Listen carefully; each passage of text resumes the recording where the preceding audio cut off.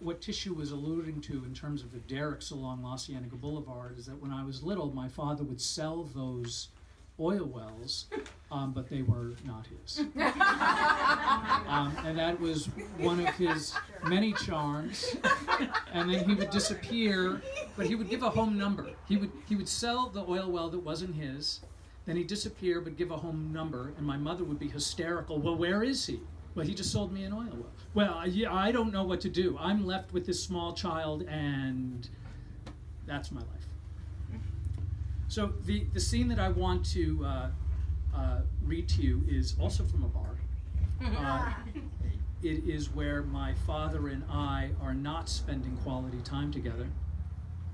We are in Vegas. He lived in Vegas for quite a while. At the time, I was playing poker for a living. I'm not going to bore you with some of those details, but I'm going to give you a little piece of this particular story. It had been an hour since Dad excused himself to use the crapper, and instead plopped himself next to the lone, single, attractive female in the building about a minute before I planned to do the same.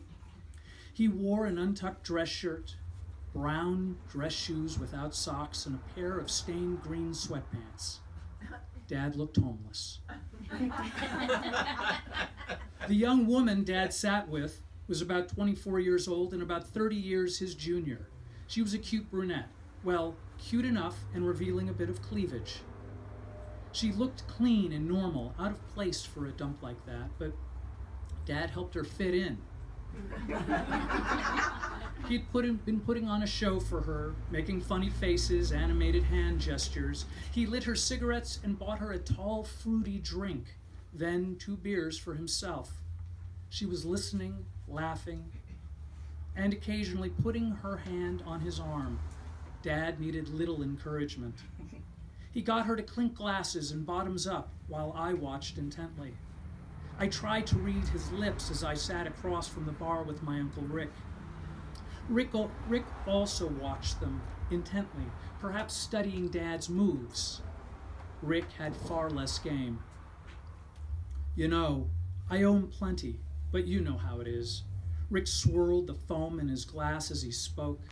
Rick was my father's youngest brother, half-brother really, with a shared mother, and had not yet reached a state of wretched drunkenness, accompanied by slurred speech, finger jabs into my chest, and his opinion of what he really thought of me. His opinions were never complimentary. Rick was short and wide with a growing bald spot in the back of his big moon-shaped head. I had no idea why I sat there beyond some distant notion that my family and I were on vacation together, and I loved the guy. I waited for Rick to shift gears into belligerency, which, as history showed, happened in a flash. Rick was rubbing my back and still friendly when he said, "Yeah, you better not go over there. Your dad's working." Rick knew I was annoyed. Dad was fat, actually 30 pounds more beer-soaked than I had ever seen him, probably in the 250, 260 range, and working a lonely girl I decided was completely age inappropriate. Besides, you're really not up for going over there, Rick said. I had been on an 8,000 calorie a day diet for a year and bench pressed until the veins popped out of my forehead. I was fit. I wore socks and regular pants. Somehow, I still had no game, but I found the energy to be indignant. Rick pulled out a $10 bill and laid it on the bar. "Can I get a roll over here? I'm fucking lucky." Rick began to play quarter slots at the bar. To me, playing the machines was something like giving up on life. I knew if I were to put in that first quarter, I would want to kill myself within a couple hours. The only other women in the bar were a few hillbillies who might have been attractive 25 years ago before their alcoholism made their mascara permanently pool below their eyes and made their hair lump in a bleached morass on top of their drunken skulls.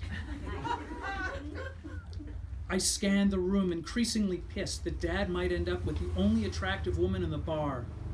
Rick soured between sips. "No one really likes you," he said to me. "You're only acceptable because of your father." Rick pumped in another 5 quarters and slammed his fist down on the button to start the machine. I drank down to the foam of my beer and wiped it off my mouth with my sleeve before walking over to introduce myself to the lone female in the room, planning to shoo Dad's old ass away in the process. Thanks for keeping my seat warm, geezer. Now skedaddle, I planned to say. But before I even made it all the way around the other side of the bar, Dad said while raising his voice and turning towards me, "There he is. I want to introduce you to my gay son." Pointing at me as I came around the corner of the bar. Dad turned towards the brunette. "He's been having a hard time coming out, but I try to love him like he's normal." Then Dad looked down to his beer. All he does is lift weights and hang around with those guys. I want him to be happy, I really do, but this has been a hard time. The brunette leaned closer to Dad and as he continued, "You know, I had such high hopes for him when he was little. I'm not sure what I did wrong." The brunette said, "It's not your fault. I bet you were a great dad." I thought, what the fuck? As I stopped dead and went rosy and turned around to walk back to Rick. I had already lost, but not before Dad raised a glass as if to toast me and said, "Be proud, son." I was more in shock than humiliated, and instead of getting angry, I felt admiration. Dad was so seamless and convincing, I almost thought I was homosexual.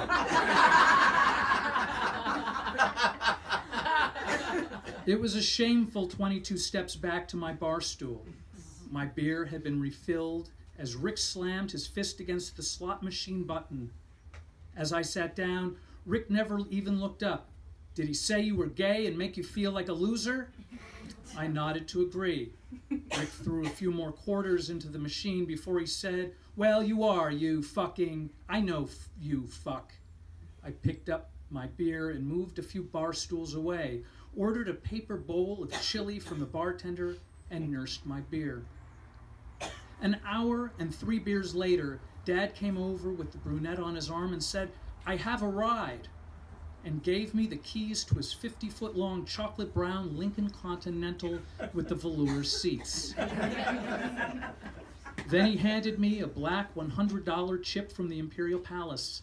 He said, "The 100 is for getting rid of Rick." He leaned into my ear, put him into a cab, and sent him to Mars. You don't come back. I watched as the 2 of them giggled their way out the front door. Now I was saddled with crusty Uncle Rick in the worst bar in America, eating the worst chili in America. Without a better plan, I dumped Rick at a low-rent strip joint with enough money for 3 beers, but not enough for a cab ride back to Dad's place. Rick said, "Fuck you. You and your old man. Fuck the both of you." I said, "I'll be right back. I have to go to the crapper." Thank you all for being here.